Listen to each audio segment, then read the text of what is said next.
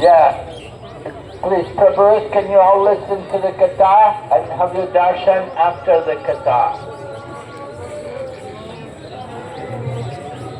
Better if you could all just wait. Just sit down and hear the Katha. You can get darshan after.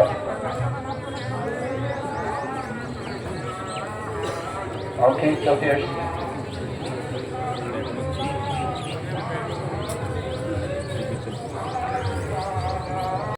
ഹരേ കൃഷ്ണ. ഇന്ന് പരിക്രമിൻ്റെ മൂന്നാമത്തെ ദിവസമാണ്.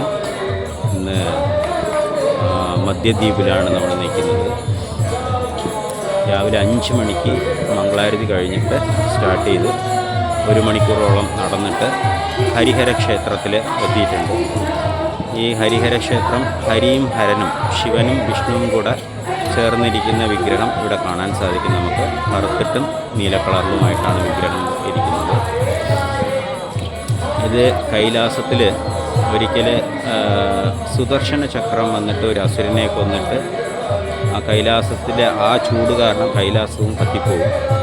അപ്പോൾ ശിവൻ ആശ്രയമായിട്ട് ഈ ഒരു particular സ്ഥലത്തിൽ ഗൗരംഗ മഹാപ്രഭു വരും എന്നുള്ള ഇത് മനസ്സിലാക്കിക്കൊണ്ട് ഈ സ്ഥലത്തിൽ വന്ന് കാശി അതുകൊണ്ട് ഈ സ്ഥലത്തിനെ പറയുന്നത് മഹാകാശി എന്നാണ് പറയുന്നത്.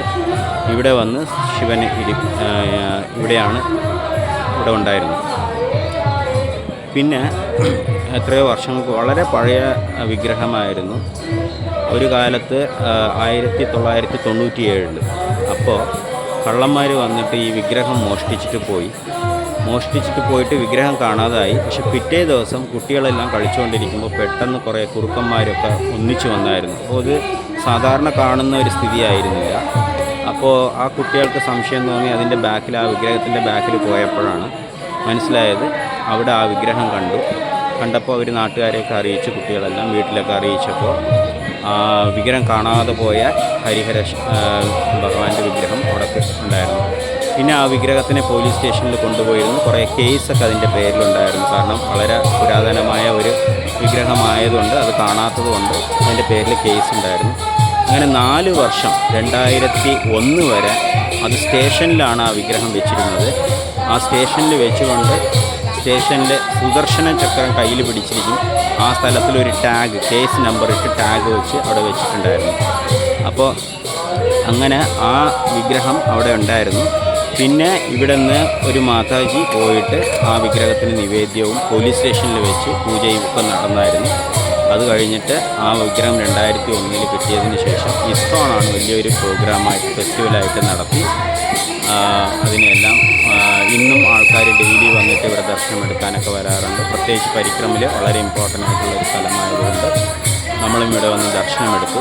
ഇതിൻ്റെ തൊട്ടടുത്ത്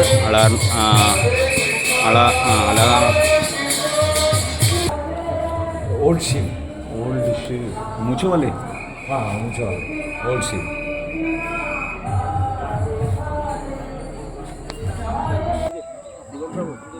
ഇപ്പോൾ നമ്മൾ പോകുന്നത് അളഹാനന്ദ നദിയാണ്.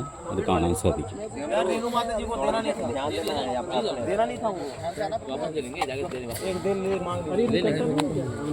सबको नहीं मिला, सबको हो गया. पूरी किट कब मिलेगी?